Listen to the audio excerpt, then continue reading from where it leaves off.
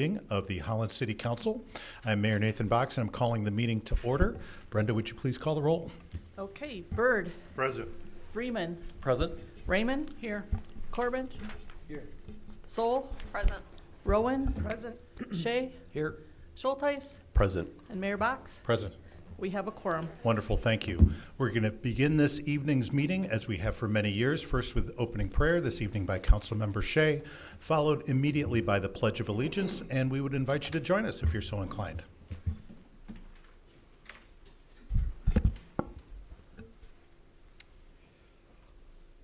Almighty Creator, send down upon those who hold office in this city the spirit of wisdom, charity, justice, that with steadfast purpose they may faithfully serve in their offices to promote the well-being of all people. Amen. I pledge allegiance to the flag of the United States of America and to the republic for which it stands, one nation, under God, indivisible, with liberty and justice for all. Thank you, Mr. Shea. Next items on our agenda are our consent agenda items, and these are items that are considered to be fairly routine and have been reviewed by council members as part of our council packet, and they will be enacted in one motion unless a member of the audience or a member of council asks to have one of the consent agenda items removed from the consent agenda, and then it will be placed in its regular order on the regular agenda. But before I ask if anyone would like to have an item removed from consent, Brenda, would you please review the consent agenda for us?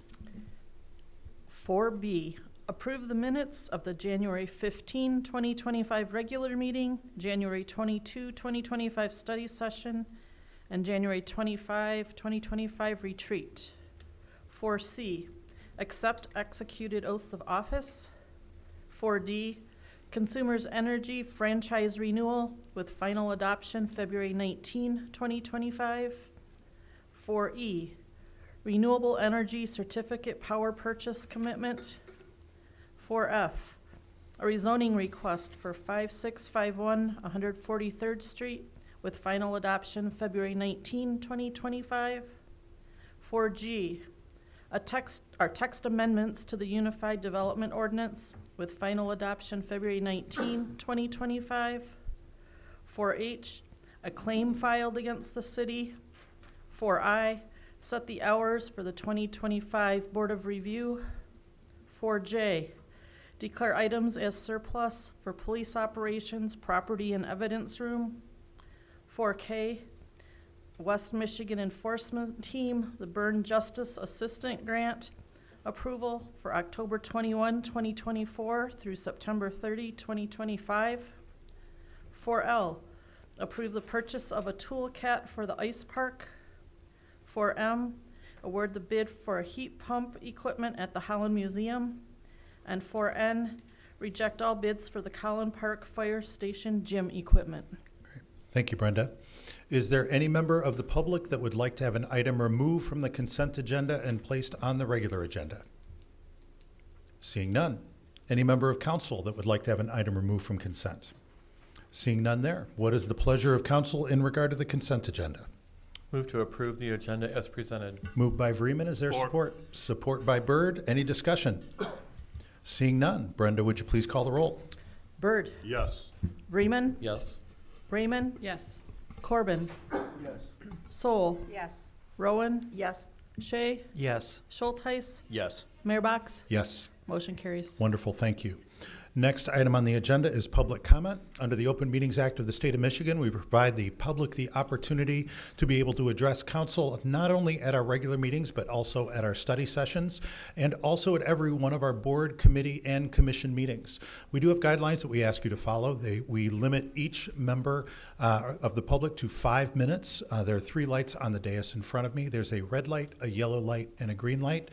The green light means you're doing well on time. The yellow light means that you have 1 minute left, and the red light means that your time has expired. You may speak about any subject that you wish, but this is one-way communication. We do not answer questions or engage in discussion at this time. And we do ask that when you approach the podium, you please do state your name and your municipality for the record so that we know if you're a resident of the city of Holland. With that being said, is there anyone here who would like to address council at this time? If so, please come forward.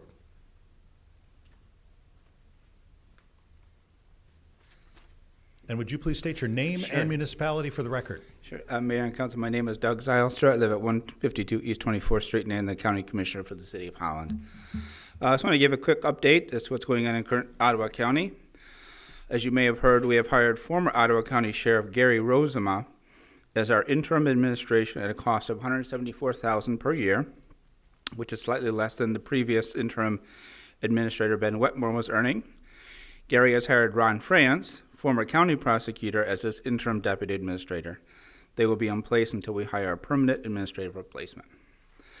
At our January organizational meeting, the board voted to approve meeting times for board and committee meeting times for 2025. There are some changes this year. We'll have 2 standing committees only, Planning and Finance, which will meet the second Tuesday of the month, beginning at 9 a.m., and we will have only 1 board meeting, which will meet the 4th Tuesday of each month, alternating between 9 a.m. and 6:30 p.m. At our organizational meeting also, we elected John Teeples of Georgetown Township as chair of the board and Josh Brugger of Grand Haven as vice chairman. They will have 1-year terms ending December 31, 2025. At that same meeting, we did our board and commission assignments. This year we'll be doing things slightly different than we have in the past. We'll be doing multi-year assignments to our boards and commissions, to many of our boards and commissions, not all. The 3 boards that I'll be serving on for the foreseeable future are Housing Commission, the Insurance Authority, and the Area Community Service Employment and Training Council. At the January 14 meeting, the board did extensive rework on the draft board rules. I was pleased that we were able to change our invocation policy, which has caused us problem in the past, to one where invocation will be commissioner-only led, as opposed to what it had been in the recent past, where members of the public were invited to speak or were allowed to sign up to speak. I believe this is the simplest process available and one just serves that commissioners, as a representative of county residents, will have the responsibility to maintain invocation for the board as a whole. I was also pleased that we have returned to the practice of having all commissioners on all standing committees, which I believe will ensure that all commissioners have an equal voice in the committee process. The board approved a settlement offer in the amount of $190,000 to settle all existing legal actions against Ottawa County between John Gibbs and Ottawa County. I voted yes on the issue because while there were serious allegations against Mr. Gibbs back in February of 2024 when we terminated his employment, I do not believe that the board has made an adequate case for cause when it voted to remove him. This has been a problematic situation, which left us in the position where the current legal actions taken could well have been successful and much more expensive than the $190,000 that we were settling for. As a point of reference, Mr. Gibbs' severance was $210,000. And finally, I'm pleased that we have signed an updated interlocal prosecution agreement between Ottawa County and Allegan County, which permits Ottawa County to perform prosecutorial functions for all criminal cases originating in the Allegan section of the City of Holland. The agreement was for a period of 10 years. With that, I want to thank you for your time. Look forward to seeing you in the near future. As always, my email is dzylstra@mario.org or my personal number 616-443-4281. Thank you again. Thank you. Is there anyone else who would like to address council at this time?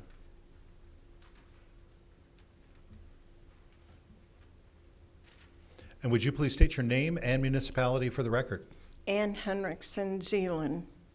I want to thank the Human Relations Commission for their hard work in highlighting the community organizations that demonstrate care and concern for others at the Dr. Martin Luther King Awards. I am pleased they included religious organizations, the Brothers and Sisters Homes for the Special Abilities Persons. This is supported by the Holland Deacon Conference Ministries. I applaud the Human Relations Commission for finally recognizing the rich heritage of the community's religious ministries that exemplifies Dr. Van Raalte's statement. Beloved, who follow us in this inheritance, we give it over to you with joy. But do not forget we received it from God as a training school for eternity, a workplace for God's kingdom. They shall prosper in your hands, provided God and his kingdom remain your precious portion in life. This is what Holland really is, not just an inheritance, but a living faith that is still present in the city. It must be honored by the city's government. Awards in the past may have recognized purposes of goodwill, but they did not specifically honor Dr. Martin Luther King's purpose to preach Jesus Christ and the beloved mankind made in God's image, male and female. In our efforts to be inclusive and diverse, we have forgotten God and who he is. As it says in 2 Timothy 3:5, having a form of godliness but lacking its power. Dr. Van Raalte, in fleeing the Netherlands for religious persecution and settling in Holland, Abraham Lincoln in the Civil War freeing the slaves, and Dr. King in civil rights for all mankind. These men knew the power of God and saw him act on their behalf. They had the living faith, and we in 2025 have the same faith. It must be recognized in all places. This recalls the Holland Park ban shell policy. It must be revised to not deny its use for religious worship and concerts. I asked you in December 5 to change the policy to put a department in place to sponsor such religious expression, and I called it Shalom. It is your duty to align your policy of the DEI ordinance formulated by the state of Michigan. I have not heard that you intend to do anything about this. Your yearly retreat report did not seem to have considered changing the policy. Did you forget? It is curious to me that all the correct detailed wording in the DEI ordinance and its punitive responsibility to anyone or organization that discrimination against any of the people groups mentioned, from the sexual orientation to the religious expression, that the city of Holland would hold on to a policy that actually violates its own anti-discrimination law. This would be an easy fix, as I stated before. This was more than a suggestion. It was a request for the goodwill of the community. Your DEI standing in every city department supports this, except the city clerk, who denies religious concerts and worship at the Holland Park bandshell. This is an election year for the mayor and 4 council seats. It seems to me you would do this for the Holland voters. The mayor pledges to declare National April Faith Month and National Day of Prayer, yet the policy says that neither of these declared organizations would be permitted any use of Holland Park bandshell. With this policy, Reverend Van Raalte preaching would be denied its use. Abraham Lincoln would be denied its use for the Emancipation Proclamation speech, and Dr. King would be denied his gospel message. What is the stronghold here? The young people said in the winning essays, "Why we can't wait," at the Dr. Martin Luther King luncheon. Summer is coming, and our religious expression needs to be granted the use of the Holland Park bandshell. Please, Mr. Verbeek, schedule some action at your next week's study session. And I want to say this is a miracle I could read it, because I don't have my glasses. So I left them at home. So thank you. Thank you. Is there anyone else who would like to address council at this time? And would you please state your name and municipality for the record? My name is Theo Robert, and I live in Holland Township. I've come to you guys before, and I wanted to address the letter that you, Mr. Mayor, sent to me in regards of my complaint about retaliation from Deputy Attorney, City Attorney Thornwall. And when I received your letter, well, first, thank you for responding, but as I was reading through your letter, you responded very cowardly and without integrity. And let me tell you why. You mentioned in your response that Deputy Thornwall, he had the statutory authority to amend my verbal warning. And also in your response, you basically stated that he has probable cause. Now, let me just inform everyone if they're not aware. Whenever a police officer stops someone, you know, for example, if I see someone going through a stop sign, one, I've witnessed, you know, the person driving through the stop sign without stopping. Not only that, my dash cam has the video. So by default, every written warning already has probable cause. So when you put this in here, Mr. Mayor, it's like, wait a minute, is that your reasoning? But what you intentionally done, which was very cowardly, was that you didn't put in here why he retaliated. Nowhere in here did you say why Mr. Thorwald retaliated against me. Now, that would have been important to put in this response, but you intentionally did not do it. Now, he did this 108 days after I received a warning. 108 days. Now, when you say, well, he has a statutory authority and the probable cause, well, in the district court, the judge also knew he had the statutory authority. He also knew that there was probable cause. But the district court said, you know what? No, I am denying your request. Now, the question is, why did the district court judge deny his request?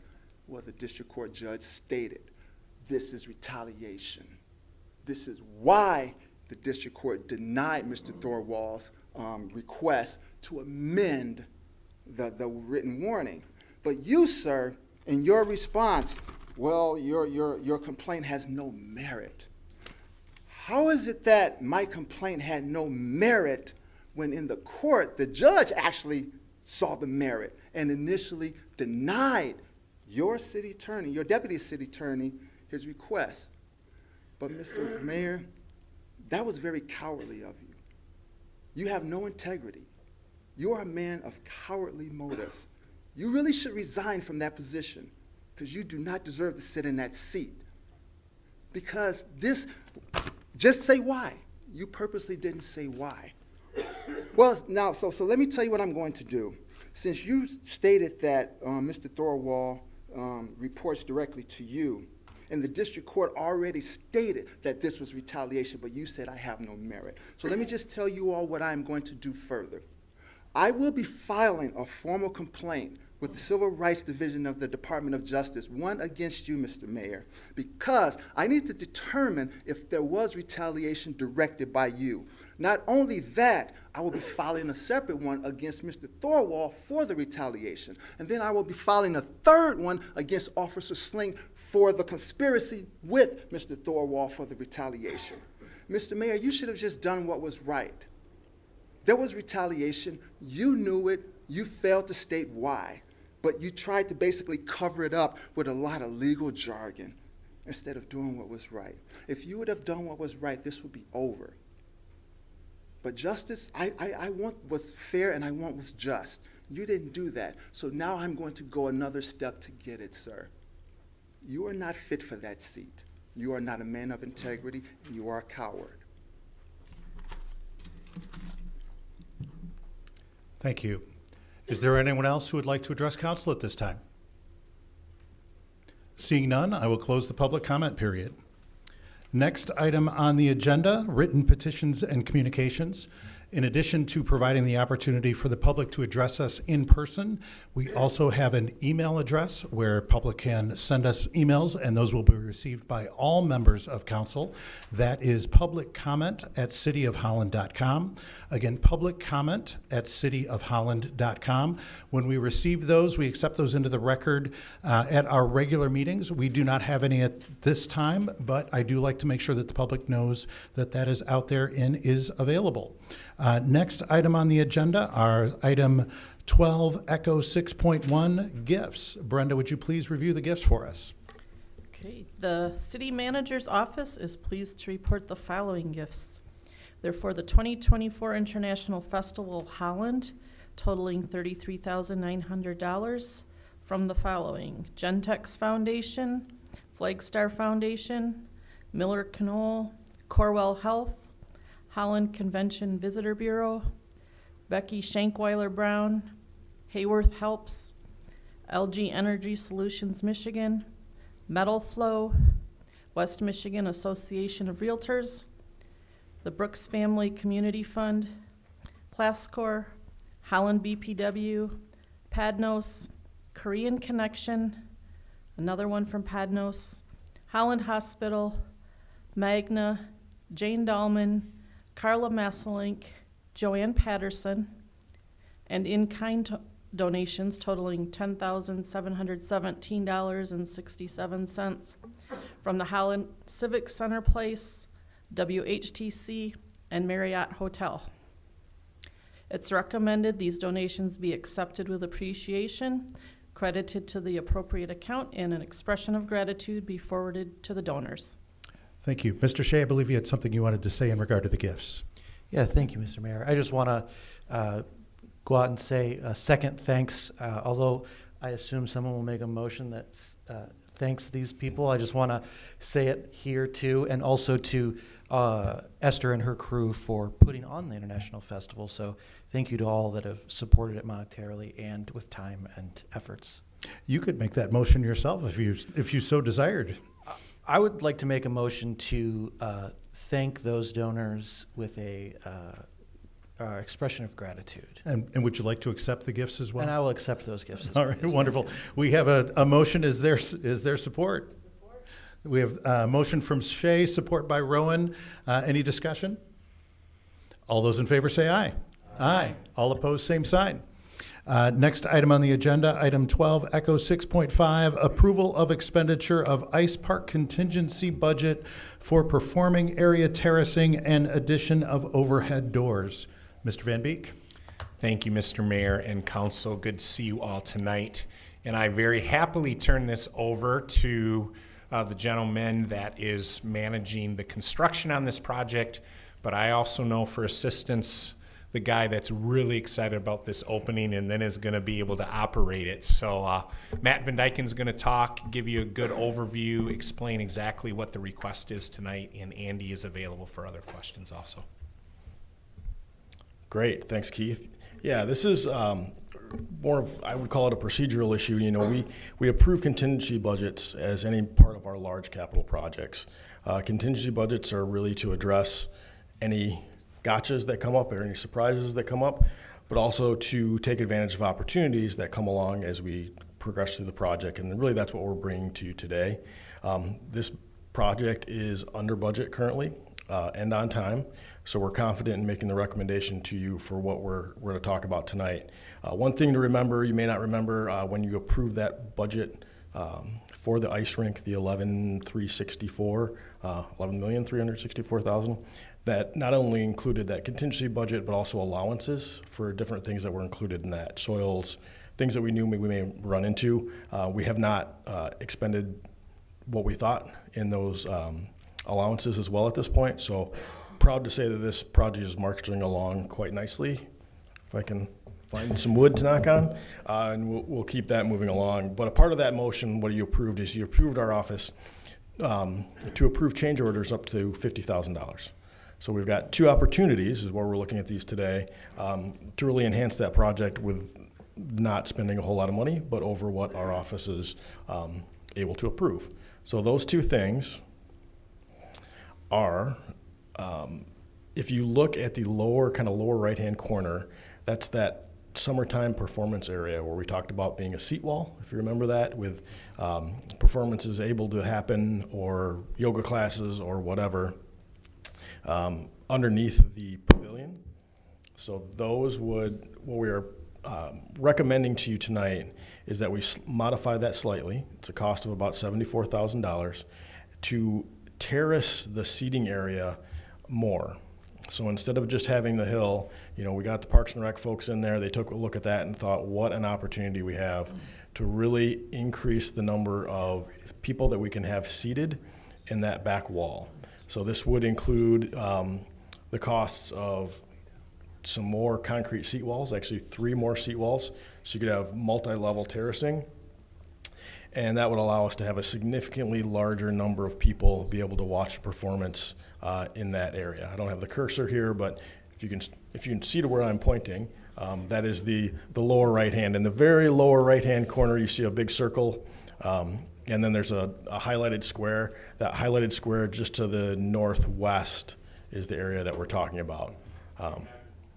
You're right there, Keith. Correct.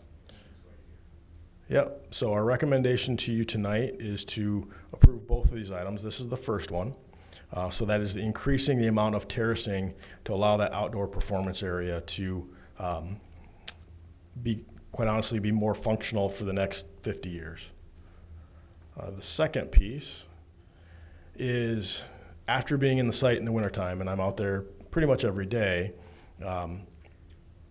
it can be windy and cold out there to the point where mom or dad with a child and mom or dad have the other child out skating, grandma, grandpa that aren't going to skate, people that are putting their skates on and off. When the days that the wind is blowing, it's very noticeable that it's quite cold out there. And there really isn't a great spot for people to go to get in some shelter. So the second piece that we're recommending to you tonight, again, this is contingency dollars that were included in the budget that you already approved. We're just expending those contingency budgets, would be to add 4 roll-up garage doors on the front in those openings and 4 roll-up garage doors in the back. Those would be very similar to the garage doors that are in the market view room, or excuse me, market side room at the Civic Center. So glass, you can see out. We're not totally enclosing the space, and you may ask, well, why wouldn't you just totally enclose the space? That comes with a whole slew of other regulations, fire suppression, just lots of things that come with that. And quite honestly, I think you're outside, but you've got some shelter. I think it kind of adds to the ambiance, and it creates a really neat opportunity. The other opportunity that creates that I didn't think about, but our park staff did, and they reminded me of, is that we have some outdoor parks programming that occurs all summer long, which is fantastic until it rains. So when you get a rain day, especially if there's some wind, we really don't have any good spaces for those kiddos to go. Well, this would give us a space. We can roll down the glass garage doors. They're dry, they're protected. We can do whatever kind of programming we want to do. We're still outside, but we're inside. So looking at those 2 projects, I'm very comfortable, given the state of the budget for the ice park right now, that we will bring this project in under budget, on or under budget, right?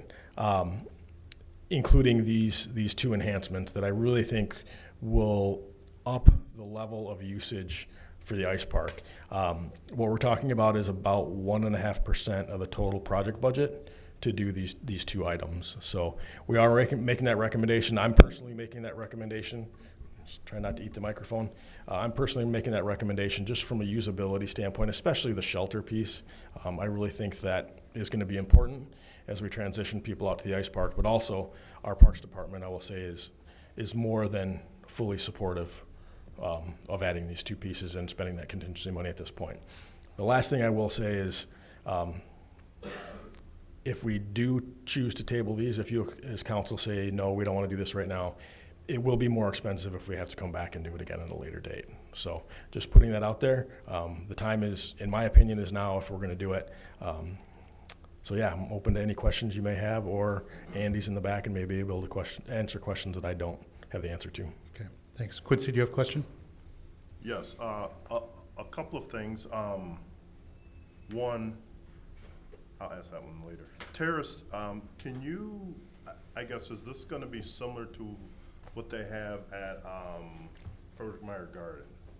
So I'm not terribly familiar with Frederick Meyer Garden. I haven't been dragged there for a concert by my wife yet. But what it is like is Grand Haven. So have you been up to Grand Haven?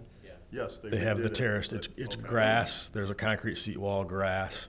It may not be the exact same height, but very similar to that. Okay. Yeah. I guess with that, is there accessibility with that as well? Yep. So there is, and that was one of the questions that we talked through with the architect. And this will meet ADA because that initial seat wall at the bottom will have to add a little bit more signage, believe it or not. But it will be ADA compliant for someone in a wheelchair to be able to enjoy the performance just like anybody else. Okay. About how many people will that hold? I don't even know if, 50 to 100? Yeah. 50 to 100? I'm sorry, it's 50 to 100 was the answer to that. The microphone didn't quite pick up Andy in the back. All right. And then I guess talking about the complete closure area, one thing too, and you didn't touch on that, but closing that up, that's probably gonna add, and this is a question, I think I know the answer, but would that add to cost as well? Yeah, if we wanted to completely enclose it, like I said, dry fire suppression alone, because it's open right to the elements, it's below freezing, would add a significant cost, and it just starts to, once you enclose it completely, the cost ball starts rolling and just keeps picking up momentum. But I honestly think this is not only a cost-effective way to solve that problem, but it's kind of a cool way, and it's going to be actually add to the experience and not detract from the experience of using the ice park. I agree. Thank you. Any other questions for staff? Yes, Mike? Matt, appreciating the write-up, like a statement of, we're still confident that we'll have enough contingency left over for any other gotchas. Just to validate an assumption that the additional scope would be no challenge to project schedule, is that fair? That is very fair. Yeah, we would complete, the terracing work would primarily be completed still over the winter. We can still pour concrete and backfill. Obviously, we can't put grass seed down until springtime when it'll grow. And then the overhead doors are not a long lead time, so we'd be able to stay right on track. Great, thank you. Any other questions for staff? Yes, Belinda? I just want to say thank you, because I've been walking down there because it's so quiet and the snow melt. And I was thinking the same thing, like when the wind, because I've been wearing my snow pants, when the wind picks up, it's very cold. And so I'm glad that you guys are forward thinking about that, because I thought the same thing, you know, people that are sitting, you know, being there supportive. So great thinking on your guys' part, so thank you. Well, thank you, and it gives us just more flexibility and opportunity. On a really nice 35-degree, calm, sunny winter day, we roll the doors up and everybody's outside. So it's just more opportunities, I think. Any other questions, comments for staff? Yeah, Scott? So Matt, maybe I'm a little confused. If you could just go over that section between the two buildings again, where exactly are the doors going? I'm not quite sure. Okay, yeah, so if you see the columns, the gray columns. Yep. So it would start at the maintenance building, which is the building on the left. And it'd be door, door, door, door, and then an opening. So 4 doors, and then the remainder would stay open. So the back side would get 2 doors on the back side. We get doors in the four front. in the front, 4 in the back. Oh, 4 in the front, 4 in the back. Okay, that's where I was confused. All right. Okay. Thank you. Yep. Any other questions, comments for staff? Okay, Matt, I want to just make sure we run through this for the public, because I don't think everybody always catches contingencies and how we do things here. So every time we do a project like this, we always set aside an additional amount of money in case something goes wrong or goes haywire, correct? Yes, and something always goes wrong, and something always goes haywire. Okay, So that's why we yeah, put it there. and this was kind of a challenging site as well, right? This was the former dump, then the dredge storage facility, then the BPW peaking station. So it's lived a number of lives. Okay. So what you're telling us is we either planned well enough or designed well enough or built well enough that we've got a significant amount of that contingency, that money that we set aside for just in case stuff left over, that we can actually make the project better. Yes. Okay, and so what you're suggesting is ways to enhance this project, make it better, make it more usable in a way that's not going to exceed any of the money that we plan on spending in the first place. That's correct. As a matter of fact, I think we may be a little bit under that. So possibility is we make the project better, project still comes in on time, and we may still come in under budget on this thing. Yes, that is correct. I can't imagine a better scenario than what you are presenting to us right here, that you guys have done an incredible job in planning this thing and building this thing. We've got enough money left over at this point to be able to make the project even better, and we might still have money left over at the end of this deal. That sounds like an awfully good thing to me. That's what we strive for, Mr. Mayor. Wonderful, thank you. Any other questions or comments? Hey, Brenda, would you please call the roll? Okay. Oh, I'm sorry. need a Thank you, Mr. Freeman. Is there a motion? I think we need a motion on this. Mr. Freeman, would you like to make a motion? Yes, a move to approve the expenditure on the ice park. Moved by Freeman. Is there support? Support by Schulteis. Is there any discussion? Now, Brenda, would you please call the roll? Yes. Vreeman. Yes. Raymond. Yes. Corbin. Yes. Soul. Yes. Rowan? Yes. Shay? Yes. Schultheis? Yes. Bird? Yes. And Mr. Mayor. Absolutely, yes. It passes. Wonderful, thank you. Next item on the agenda, item 13, communications from the city manager. Mr. Van Beek. I've got some time tonight, I You think, do, don't I? as long as you would like. Thank you. We like to joke sometimes. So first, I think a lot of you saw Connie Locker was in the audience earlier today because we had a grant item on the consent agenda. She continues to do great work for us. But I also just want to highlight, because there's been a lot in the news recently about grants, and I just want to let you know what we're doing, led by Connie, but also our finance team, not only in the city, but also by extension, the Holland Board of Public Works. And Connie, that's a split position that kind of supports both entities. But both teams certainly has done what I'll call a risk analysis of all of the grant programs that we have. That would either be grants that are still in some ways open, or that we've applied for or are in process, or grants which would be more one-time capital grants, but then also grant funding that we have in some way, shape, or form in various operations of the city. And you approved one tonight, that would be the Burn grant that supports a portion of a cost of our police officers that we put into the West Michigan Enforcement Team, which is the multi-county drug enforcement team that we have. That also does great work on a variety of other things, including gang work. I can let you know that we're very much on top of those grant situations and understanding what our exposures would be, and we'll continue to do so. At this point, we're not in any position where we're making any recommendations to you that we need to alter our operations or any of our capital plans or anything, but we'll continue to obviously be in communication with you about that if that would change. I'll also say budget planning is very much in the works, so we're moving right along with that from a department perspective. Thank you again for the retreat and all of the processes leading up until that point. I was at a conference myself last week where there were a lot of conversations about budgets and grants and all those types of things with other city managers and township managers and county administrators across the state. So catching up a little bit, you will be receiving something from Mallory yet this week or early next week to do that ranking process of the various priorities that you laid before us at the retreat. So continue to look for that. Meeting schedule, just to give you an idea, I'm guessing that you would rather do the ranking online rather than having a study session next week just to do the ranking.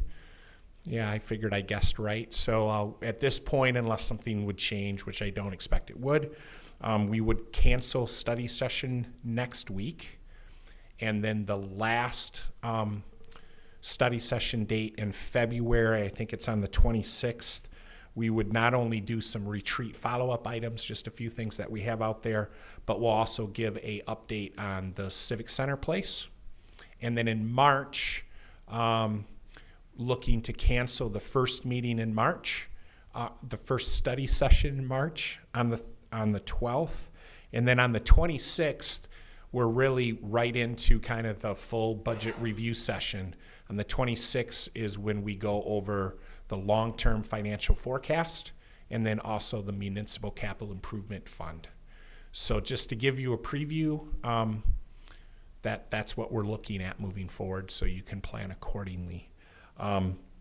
And I will let you know that this Friday, expect a bigger than normal kind of communication between being at the conference last week and then just, quite frankly, a ton of information coming in. I think there's going to be a lot of good stuff for you to review and take some time on. Like, for example, I was working on today, we had really nice updates from two partners that we've worked with and that are really effective in the community in the field of affordable housing. some exciting announcements from both Jubilee Ministries and Habitat for Humanity. So look for that update again on Friday. And one of the things, too, was kind of fun. I'll probably have this link in there, but Belinda was had a front page story, I think it was even. So that was kind of cool to see. And again, right on that topic of affordable housing, but also what we do with UDO and accessory dwelling units. So sorry, Belinda, I had to just kind of pick on you there a little bit. But and if anyone else has any questions, happy to talk to you now or after the meeting. Thank you. Great. Thank you very much. Next item on the agenda, appointments, communications from the mayor. I do have an appointment and a correction. I would ask that the council approve the appointment of Joseph Soto to the Police Community Relations Commission with a term expiring December 31, 2027, and to correct the reappointment of Greg Berry to the Holland Satellite Smart Zone Board as an ex officio member rather than a voting member with a term expiring December 31 of 2028, and I would be looking for a motion in that regard. Moved by Byrd. Is there support? Support by Vreeman. Any discussion? All those in favor say aye. Aye. All opposed, same sign. Motion carries. I also then do have a mayoral proclamation in regard to Black History Month. Whereas Black History Month was established by the U.S. Congress in conjunction with the U.S. Bicentennial in 1976. And whereas during Black History Month, as a nation, we celebrate the achievements and contributions made by Black Americans to our economic, educational, cultural, spiritual, social, political, and scientific innovation. And whereas Black History Month is an opportunity to celebrate and honor this diversity and foster belonging and inclusion through focused learning about the history and legacy of Black Americans and the important contributions to the growth and prosperity of our city, state, and country. And whereas we honor the many local Black leaders, organizations, and educational institutions that have contributed to the progress of our community, in particular, I Am Academy, and their work to foster access and opportunity for young Black Americans and the many other organizations in our community. And whereas we acknowledge this time to not only build greater understanding of the historical context of discrimination and marginalization often faced by Black Americans, but to build opportunities and channels for change. And whereas as a city, we are committed to build a culture of learning and aspire to be a channel of peace for the greater good of our city, country, state, and our great nation. And whereas the greatest change in outcomes stream from learning about one another, our history, our experiences, our dreams, and the divine ability of humankind to influence change for the common good.